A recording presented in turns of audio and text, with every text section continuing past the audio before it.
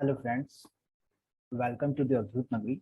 दोस्तों, आज हम यहाँ पर एनसीईआरटी का 6 क्लास के ज्योग्राफी के चैप्टर को कवर करने वाले हैं, जिसमें जो चैप्टर का हमारे नाम है वो है अर्थ इन सोलर सिस्टम। ठीक है। अर्थ इन सोलर सिस्टम का मतलब आप लोग देख सकते हैं एक्चुअली है क्या। यहाँ पर हमें ये पढ़ना है कि हमारा सोलर सिस्टम क्या है, और साथ ही साथ हम ये भी जानेंगे कि जो हमारी पृथ्वी है वो हमारे सोलर सिस्टम में कैसी है, किस टाइप से रोटेट करती है, रेगुलेट करती है, कितना टाइम पीरियड लेती है, या यहाँ पर एटमोस्फेयर कैसा पाया जाए। और अर्थ के साथ साथ जानने के अलावा जो भी हमारे प्लैनेट्स बच गए, बाकी के जो भी प्लैनेट्स बच गए सात, ठीक है, उन सभी प्लैनेट्स के बारे में हम जानकारियों को एक्ट्रेट करेंगे। तो आइए हम आगे बढ़ते हैं।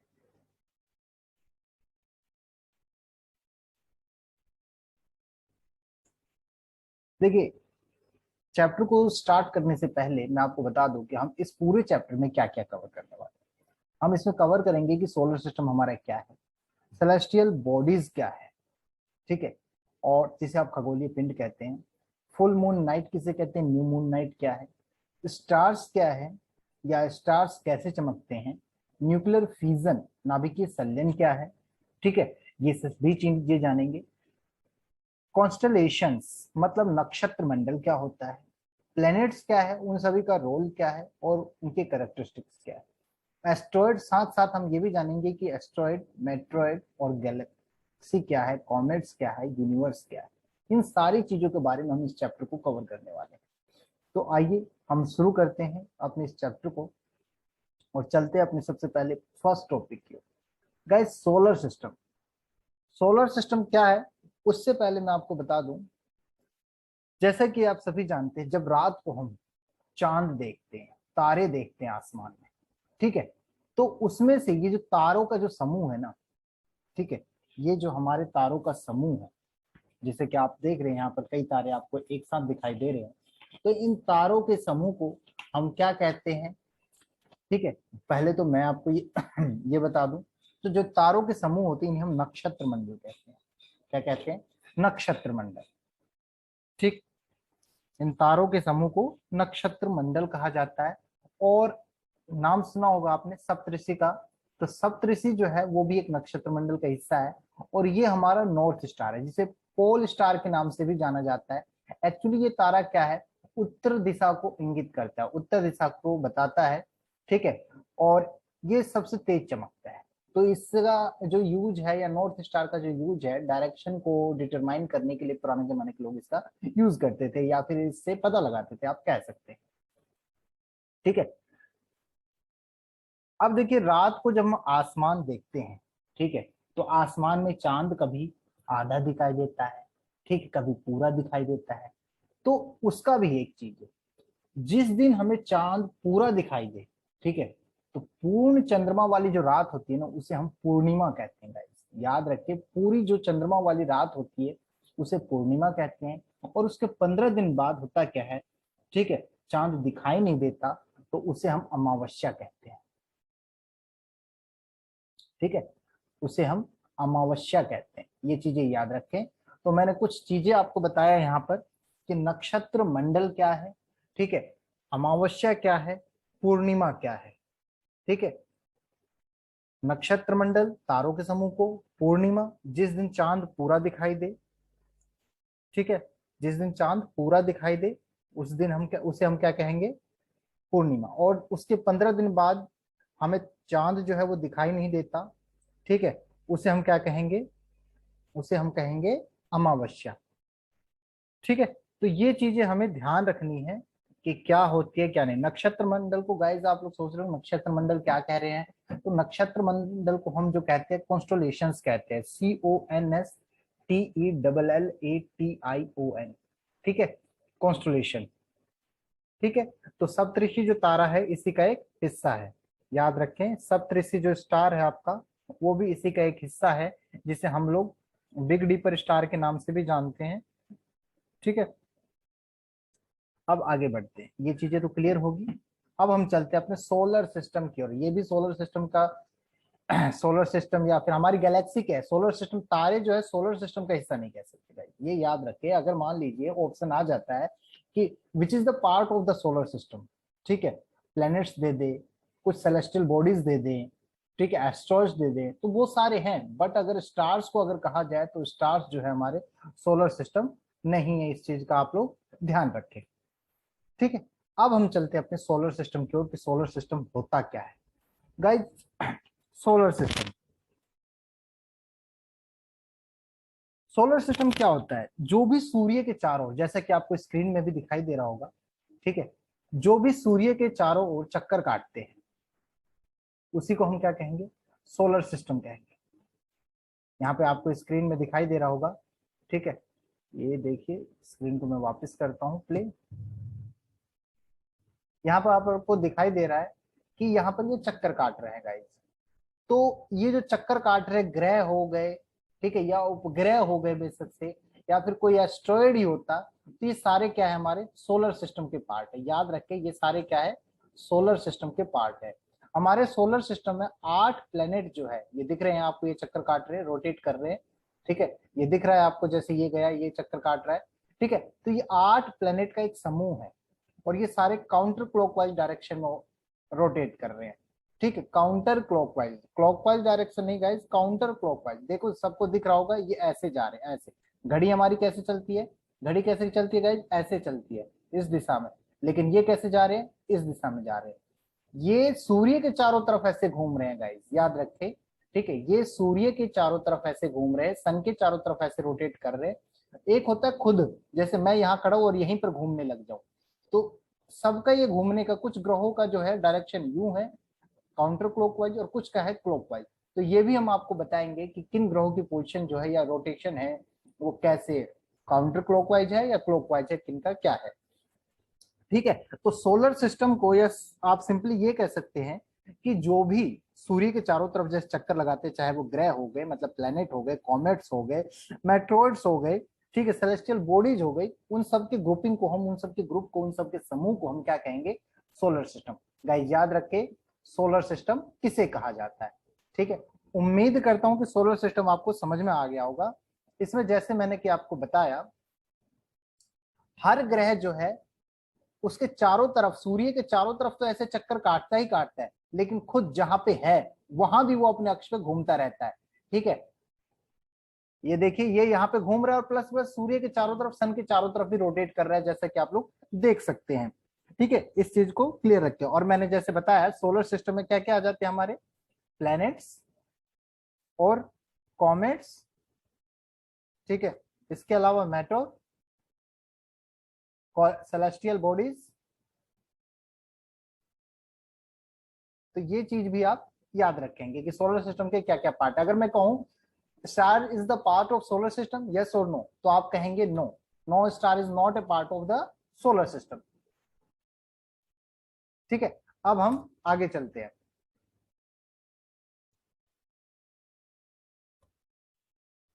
अब सोलर सिस्टम के बाद अब बारी आती है कि सोलर सिस्टम मतलब सौर मंडल का निर्माण कैसे हुआ, ठीक है। सबसे पहले तो मैं आपको बता दूं सौर मंडल की खोज किसने की, निर्माण की तो बात बाद में है, सौर मंडल की खोज किसने की। एक्चुअली सबसे पहले सोलर सिस्टम के बारे में या फिर सोलर मंडल के बारे में 1543, याद रखिए ये ईयर, 1543 के अंदर निकोलस कोपरनिकस, गाइस इनका जो नाम है निकोलस, निकोलस कोपरनिकस, ठीक है, ये एक महान हस्ती थे। इन्होंने बताया कि सूर्य जो है, ये सन हो गया, जैसे सूर्य जो है, सन जो है वो ब्रह्मांड का, ब्रह्मांड मतलब आप लोग समझ रहे हैं ना, यूनिवर्स का, ठीक है, यूनिवर्स का क्या है, सेंट्रल पॉइंट है। कौन सा, मतलब केंद्र बिंदु है, सेंट्रल पॉइंट है। याद रखिए गाइस मैं क्या बता रहा हूं कि इन्होंने, निकोलस कोपरनिकस ने बताया कि जो सूर्य है सेंट्रल पॉइंट है किसका, यूनिवर्स का, मतलब ब्रह्मांड का, ठीक है।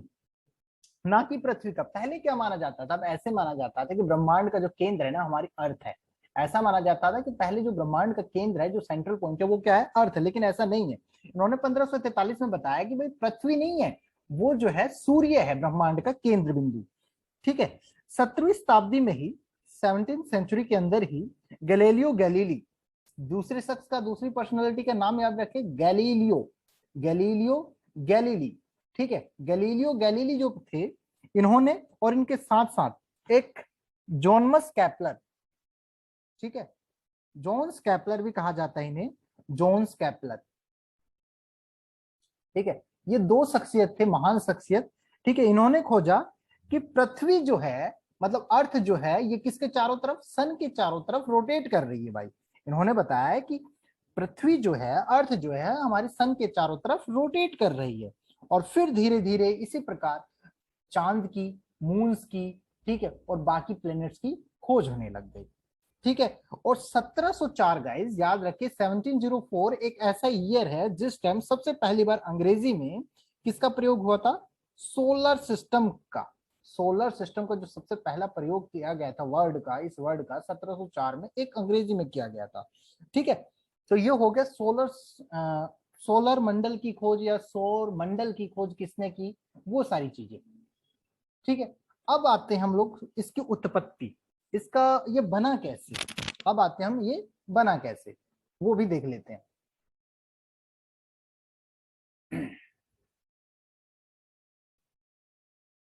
देखिए, सौर मंडल जो है एक्चुअली 4.6 अरब साल पहले, मतलब 4.6 बिलियन साल पहले हुआ क्या था, सौर मंडल नहीं था।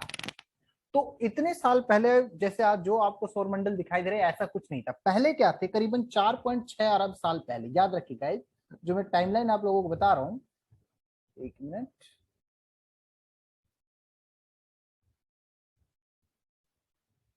ठीक है, 4.6 साल पहले,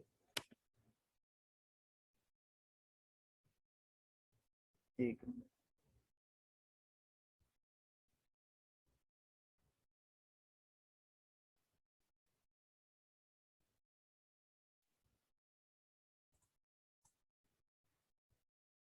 हम्म 4.6 साल पहले क्या हुआ था, देखिए ध्यान दीजिए, 4.6 साल पहले, 4.6 बिलियन ईयर है वो, 6 साल पहले नहीं, 4.6 मतलब 4.6 बिलियन ईयर्स है वो, मतलब इतने अरब साल पहले की बात चल रही है, जब सोलर सिस्टम नहीं था। उस समय फिर सोलर सिस्टम नहीं था तो गाइज क्या था उस समय, गाइज बात की जाए तो उस समय क्या थे, आकाश में धूल ही धूल थे, ठीक है। उस समय क्या थे, आकाश में धूल ही धूल थे गाइस, ठीक है।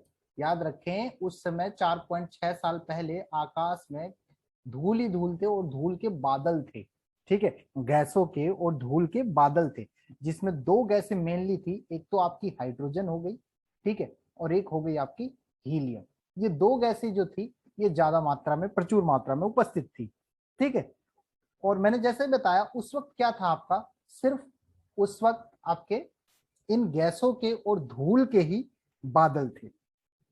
तो जिसे हम लोग क्या कहते हैं, निहारिका, या फिर इंग्लिश में नेबुला भी कहा जाता है, ठीक है।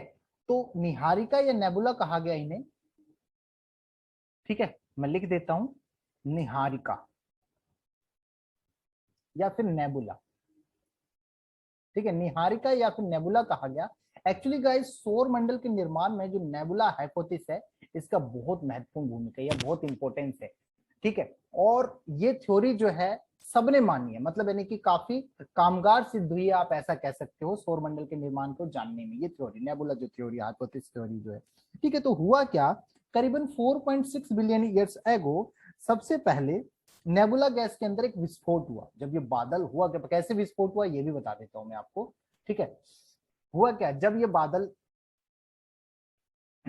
जब ये बादल इकट्ठे थे, तो ये धीरे धीरे हुआ क्या, ये भी चक्कर काट रहे थे, और जब घूम रहे थे तो एकदम से हुआ क्या, घूम रहे थे तो इन्होंने एक डिस्क का निर्माण कर लिया, घूमते घूमते इन्होंने क्या कर लिया, एक डिस्क का निर्माण कर लिया, जैसा कि आपको पता है, ये देखिए, ये डिस्क का, ऐसे डिस्क का निर्माण कर लिया, ठीक है। और केंद्र में दबाव बढ़ने लगा, ठीक है, केंद्र में क्या हुआ, दबाव बढ़ने लगा। तो जब केंद्र में दबाव बढ़ने लगा तो एकदम से दबाव के कारण भयंकर विस्फोट हुआ, और उस विस्फोट में क्या हुआ, जो अंदर की सारी चीजें थी, धूल उल गैस, वो सब अलग हो गए, और बादल वाले के जो धूल थे, वो भी इधर उधर बिखर गए, और वो भी तेज से घूमने लग गए। फिर गुरुत्वाकर्षण के कारण हुआ क्या, ग्रेविटी के कारण वो सारे धूल जो थे, ठीक है, केंद्र की ओर दबने लगे फिर से, और इकट्ठा होने लगे, और धीरे धीरे हुआ क्या, न्यूक्लियर फिजन रिएक्शन हुई, और उसके कारण अधिक जब उष्मा पैदा हुई तो उसी उष्मा के कारण सूर्य का निर्माण हुआ, और वो बीच का तो सूर्य बन गया, और जो बाकी को उसके चारों तरफ थे वो आपस में इकट्ठा होकर उन्होंने ग्रहों का निर्माण शुरू कर दिया। ठीक है, जो उसके चारों तरफ थे वो क्या जुड़ने लगे एक दूसरे से, बाकी घूमने वाले जो भी चीजें थी, और एक दूसरे से जुड़कर उन्होंने क्या किया, ग्रहों का निर्माण किया, और फिर उसके बाद कई ग्रह छोटे बने, कई बड़े बने, और इस प्रकार से आपके सौर मंडल का निर्माण हुआ। ये चीजें है, तो इस प्रकार हमारे सौर मंडल का निर्माण हुआ। तो जैसा कि मैंने बताया, मेन इसमें जो थ्योरी है सौर मंडल के निर्माण में, वो नेबुला हाइपोथेसिस थ्योरी है। ठीक है, ये चीज याद रखें। ठीक है, और जो ज्यादातर पहले क्या था, गैसों के बादल थे। किसके बादल, गैसों के बादल थे। ठीक है, तो इस गैसों के बादल में विस्फोट हुआ था।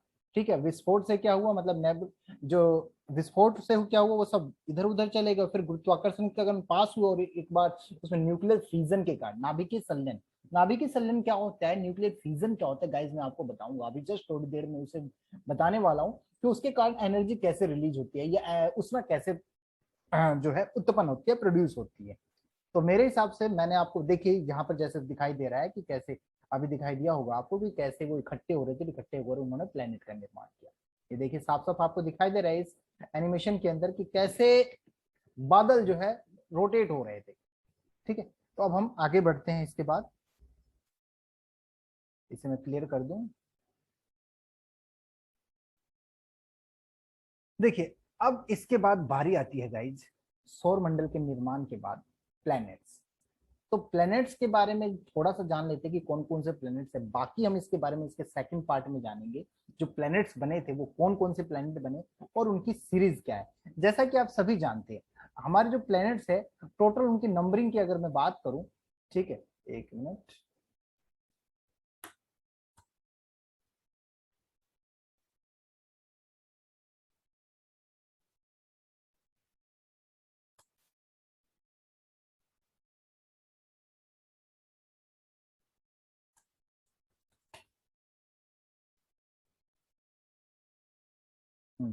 ये देखिए, जो प्लैनेट्स है आपको दिख रहा है कि 8 प्लैनेट है।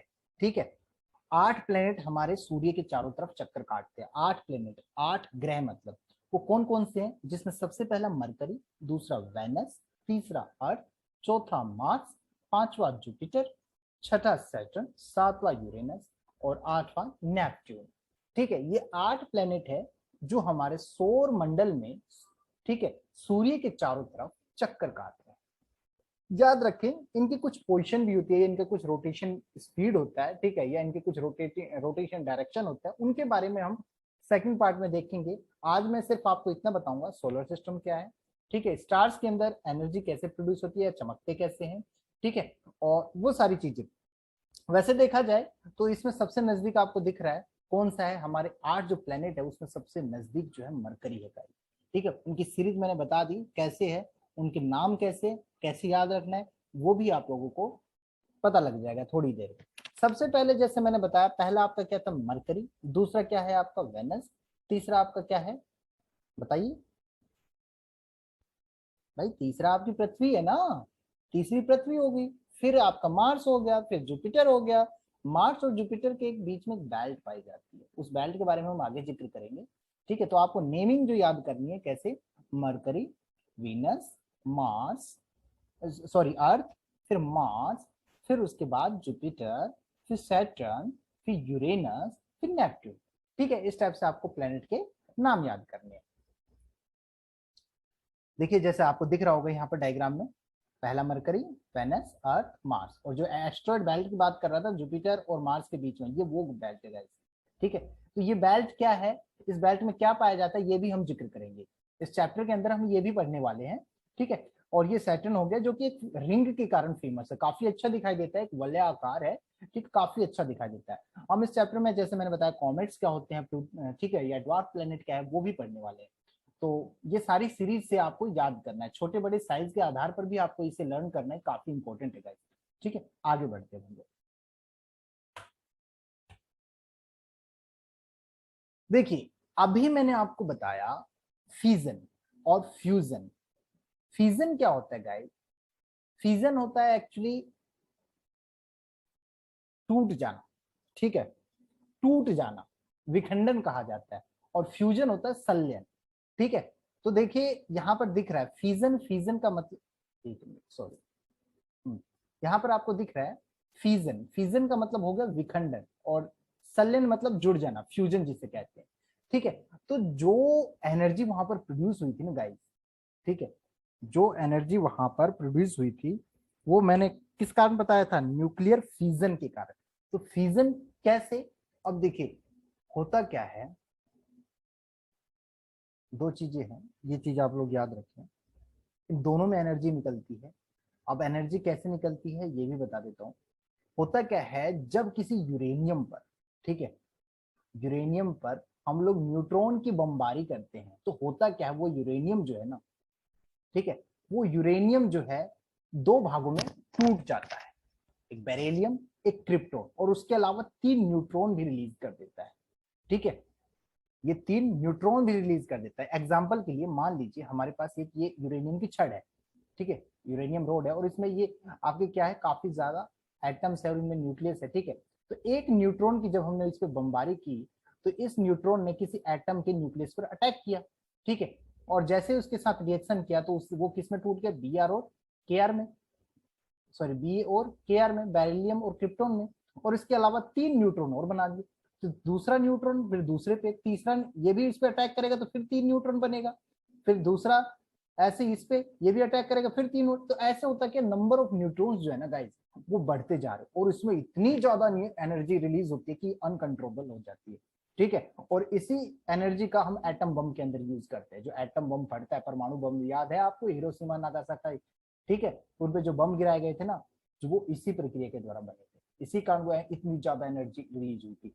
अब सूर्य के अंदर एनर्जी कैसे, फ्यूजन संलयन, होता क्या है, जब हाइड्रोजन के 2 अणु मिलकर हीलियम का निर्माण करते हैं ना, तो उसी को नाभिकीय संलयन कहा जाता है, इसमें भी एनर्जी रिलीज होती है, और इसी प्रोसेस के द्वारा सूर्य जो है अपनी एनर्जी है बनाए रखता है, या उसके अंदर जो ताप है वो बनता है, आप यूं कह सकते हैं। अब हम बढ़ते हैं आगे अगले टॉपिक की तरफ।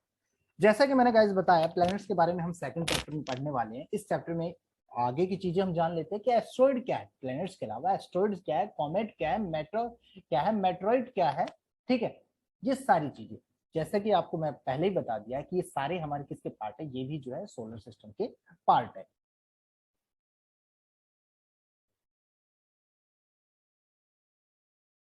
तो आइए एस्ट्रॉइड के बारे में जानते हैं। Asteroids, what is an asteroid, जिसे क्षुद्र ग्रह भी कहा जाता है गाइस, ठीक है। तो ये क्षुद्र ग्रह एक्चुअली होते क्या है असल में, देखते हैं हम लोग। देखिए गाइस, एस्ट्रॉइड की अगर मैं बात करूं, तो एस्ट्रॉइड जो है एक्चुअली एक तरह से जो आकाश में उल्का पिंड होते हैं, जिसे आप मैटर्स कहते हो, मेट्रॉइड कहते हैं, ठीक है, उनसे थोड़े बड़े होते हैं, उनसे थोड़े बड़े होते हैं, और ये एक तरह से चट्टानी पिंड है आप कह सकते हो, और इसके साथ ये सेलेस्टियल बॉडीज भी है गाइस। सेलेस्टियल बॉडीज जैसे कि मैंने आपको शुरू में ही बताया था, खगोलीय पिंड, ठीक है। और खगोलीय पिंड किसे कहते हैं, वे सारी चीजें जो रात को आकाश में एक तरह से विचरण करती है, घूमती है या फिर चमकती है, वो खगोलीय पिंड कहलाते हैं, ठीक है। तो ये एक तरह की सेलेस्टियल बॉडीज है। और जो एस्ट्रॉइड है गाइस, ठीक है, ये एस्ट्रॉइड है, जैसे मैंने बताया एक चट्टानी पिंड होते हैं, ठीक है। तो जो एस्ट्रॉइड है, मंगल, मंगल मतलब मार्स प्लेनेट जो है हमारा, और जो जुपिटर प्लेनेट है, ठीक है, जो जुपिटर प्लेनेट है, उनके बीच में पाए जाते हैं। एक बेल्ट होती है, ठीक है, मार्स और जुपिटर के बीच में एक बेल्ट होती है, जिसमें ये सारे एस्ट्रॉइड जो है पाए जाते हैं, और इस बेल्ट को हम एस्ट्रॉइड बेल्ट के नाम से जानते हैं।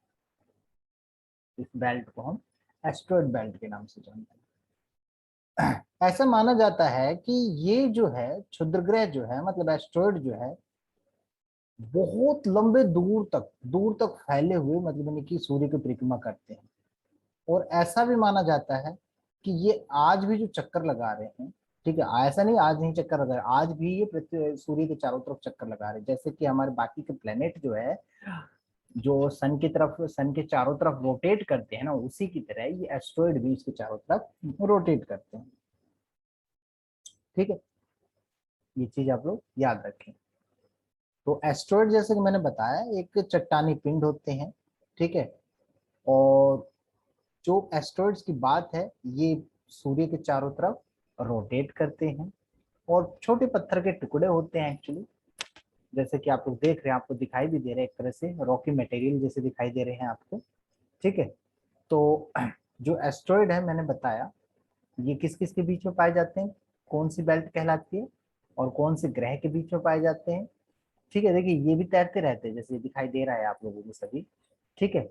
और ये मार्स प्लेनेट, कौन सा प्लेनेट, हमारा मार्स प्लेनेट, जैसे कि ये देखिए दिख रहा है ना, ये मार्स और जुपिटर के बीच में पाई जाती है। और इस बेल्ट को हम क्या कहते हैं गाइस, एस्ट्रॉइड बेल्ट कहते हैं। इस बेल्ट को हम क्या कहते हैं, एस्ट्रॉइड बेल्ट कहते हैं। देखिए कैसी बेल्ट है, पूरी फैली हुई है, और कैसे इनके जो टुकड़े है ना कोई निश्चित शेप नहीं होता, कोई छोटे होते हैं, कोई बड़े होते हैं, कोई किसी प्रकार का होता है, कोई गोल होता है, कोई नुकीला होता है, ठीक है। तो इनका कोई शेप भी नहीं है गाइस, ठीक, इनका कोई शेप भी नहीं है, ठीक है। तो अब उसके बाद बारी आती है आपके एस्ट्रॉइड्स के बाद, अब चलते हैं हम धूमकेतु की तरफ। तो ये एस्ट्रॉइड तो आप लोगों ने जान ही लिया कि एस्ट्रॉइड क्या है। कई बार ऐसा होता है, मतलब यानी कि जैसे ऐसा माना जाता है कि एस्ट्रॉइड्स के टक्कर होने के कारण ही, ठीक है, कई बार ऐसा भी माना गया कि एस्ट्रॉइड्स के कारण ही ये जो पुराने जो क्या कहते हैं आपके, या मेट्रॉइड्स के टकराने के कारण जो ये प्रजाति खत्म हुई है डायनासोर की, वो इसी के कारण। तो आइए आगे बढ़ते हैं धूमकेतु के बारे में, जिसे आप लोग क्या कहते हैं, कॉमेट्स कहते हैं guys, ठीक है, कॉमेट्स। धूमकेतु क्या है, धूमकेतु एक्चुअली देखा जाए तो पत्थर से, धूल से और बर्फ से और गैस के बने हुए छोटे छोटे टुकड़े होते हैं, छोटे छोटे खंड होते हैं, ठीक है। और ये भी गाइस ग्रहों के समान प्लेनेट की तरह ही सूर्य के चारों तरफ परिक्रमा करते हैं, रेवोल्यूशन रोटेशन करते हैं, रेवोल्यूशन करते हैं, ठीक है।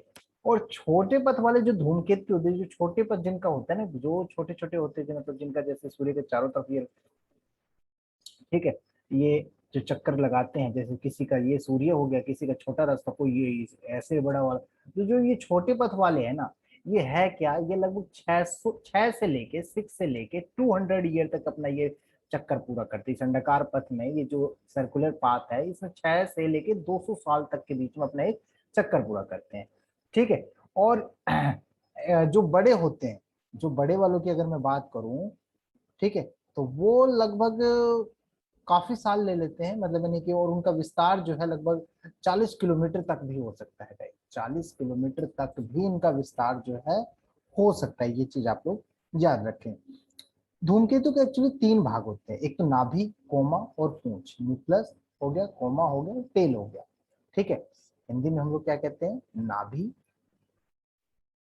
कोमा और पूंछ, मतलब कि न्यूक्लियस, कोमा और टेल, ये 3 भाग होते हैं, ठीक है। एक चीज याद रखें, जो आपका धूमकेतु होता है, जो मतलब इनकी कॉमेट्स होते हैं ना, ये एक कार्बनिक यौगिक है, मतलब कार्बन के कंपाउंड मिक्स है, कह सकते हो आप, जैसे मिथेनॉल हो गया, हाइड्रोजन साइनाइड हो गया, फॉर्मेल्डिहाइड हो गया, इथेन हो गया, इस प्रकार के कार्बनिक कंपाउंड इसमें पाए जाते हैं। जब धूमकेतु सूर्य के एक्चुअली नजदीक आता है ना, तो जो इसको ऊपर की गैस होती है या ऊपर की जो सतह होते हैं, जैसे ये धूमकेतु है, तो इसके ऊपर की जो सतह है, इनका वाष्पीकरण, वेपराइजेशन हो जाता है, कहने का मतलब ये है। और जब दूर होते हैं तो ये ठंडे होते हैं, और नजदीक आते हैं तो ये वेपराइज हो जाते हैं, ठीक है। अब देखिए जो मैं बता रहा था आपको कि छोटे वाला का तो 6 से 200 साल, और जो बड़े वाले होते हैं इनका जो टाइम लगता है लगभग 30 लाख साल तक लग जाता है, कई बार इतने बड़े वर्षाकार होते हैं, ठीक है, कि 30 लाख साल लग जाते हैं उन्हें अपने एक चक्कर पूरा करने में, ठीक है। तो ये गाइज हो गया हमारा धूमकेतु, जिसे आप लोग कॉमेट्स कहते हैं। अब हम चलते हैं अपने उल्का पिंड की तरफ। उल्का पिंड गाइज क्या होते हैं, ये सभी जानते हैं उल्का पिंड के बारे में, कि उल्का पिंड जो है कई बार आपने देखा है बहुत तेज गति से, ठीक है, बहुत तेज गति से आकाश में, हमने देखा है ना, जैसे कि आप लोगों ने, बहुत तेज गति से आकाश से पृथ्वी पर गिरते हैं, ठीक है। जो पिंड दिखाई देते हैं एक्चुअली उसे सिंपल भाषा में कहूँ तो उल्का कहा जाता है, या फिर लुका भी कहते हैं, लुका, ठीक है। और होता क्या, जब क्षुद्र ग्रह अक्सर अंतरिक्ष में टकराते रहते हैं एक दूसरे से, और जो टकराते रहते हैं तो वो टूट जाते हैं टकराने का, तो वो टूटा हुआ भाग ही ना गाइस एकदम से गिरता है, ठीक है। और जब गिरता है तो वायुमंडल में वो जलने लग जाता है, वायुमंडल में क्या होता है, वो जलने लग जाता है, मतलब इन्हें घर्षण के कारण, ठीक है, वो जलने लग जाता है। तो वो धरती पे भी कई बार गिर जाता है। और ये जो उल्का पिंड है या जो मेट्रॉइड्स जिसे आप लोग कहते हो, ये किस किस चीज का बना होता है? ज्यादातर आयरन का, निकल का, या और भी दूसरे जो आपके मिश्र धातु हो गए उनके बने होते हैं। ठीक है, कुछ तो सिलिकेट जो मिनरल्स है उनसे भी बने होते हैं, और पत्थर जैसा दिखाई देता है। ठीक है, देखा जाए तो कई बार इनका आकार तो एक बास्केटबॉल से भी बड़ा दिखाई देता है। ठीक है, और इनकी संरचना भी है ना, वो अलग अलग प्रकार की पाई जाती है। संरचना कैसे अलग अलग प्रकार से पाई जाती है, मतलब इनकी कुछ का आकार अलग होगा तो कुछ का आकार अलग होगा। और गाइस ऐसा भी माना जाता है कि जो उल्का पिंड है ना, जैसे कि महाराष्ट्र में गिरा था तो इसके कारण कुछ झीलों का भी निर्माण हुआ था, जिसे आप लोग क्या कह सकते हैं, लूनर झील। आप लोगों ने सुना होगा लूनर झील। तो जो लूनार झील है ना, वो उसका निर्माण भी उल्का पिंड के गिरने से ही होता है। ठीक है, तो इस प्रकार हमने देखा कि उल्का पिंड क्या है, एस्ट्रॉइड्स क्या है, मेट्रॉइड्स क्या है। ठीक है, उल्का जो ऊपर और धरती पे गिर जाए तो वो उल्का पिंड, मेट्रॉइड, मैटर और मेट्रॉइड। ठीक है, तो ये हो गया एस्ट्रॉइड, कॉमेट्स और मेट्रॉइड्स। अब उसके बाद बारी आती है इनके अलावा एस्ट्रॉइड ऐसे हैं जो कि 4 सबसे बड़े एस्ट्रॉइड है, उनके नाम कौन कौन से हैं? सेरेस हो गया जो कि 939 किलोमीटर है। कितने हैं?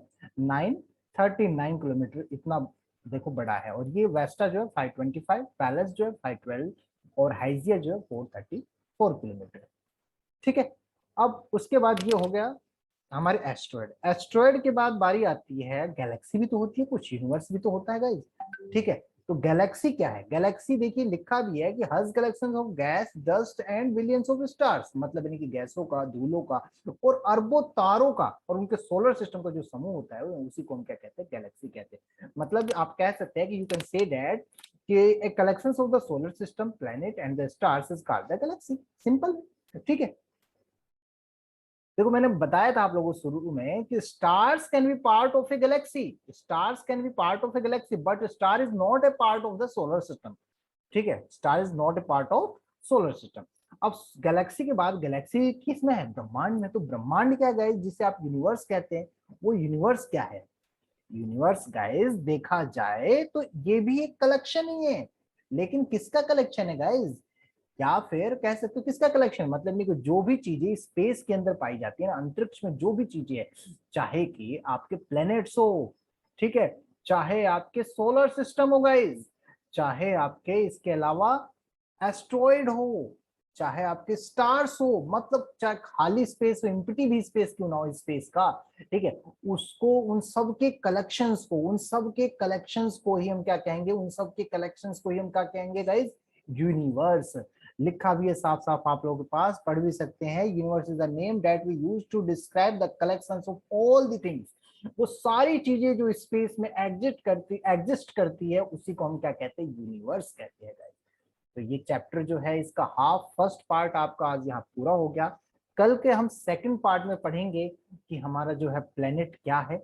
मतलब यानी कि वैसे तो मैंने बता दिया है प्लेनेट क्या है, ठीक है, एक खगोलीय पिंड है, सेलेस्टियल बॉडीज है गाइस, और ये क्या करते हैं? सूर्य के चारों तरफ चक्कर काटते हैं, रोटेट करते हैं और खुद के पाथ पे भी घूमते हैं। तो ये सारी चीजें, प्लेनेट कौन कौन से हैं, उनके करेक्टरिस्टिक क्या है गाइस, ठीक है, कौन कितने दिन में कौन सा चक्कर पूरा करता है, कहाँ पर जीवन संभव है या नहीं है, कहाँ पर लाइफ की पॉसिबिलिटी है, वो सारी चीजों को हम प्लेनेट के सेकंड पार्ट में, मतलब इस चैप्टर के सेकंड पार्ट में हम देखेंगे।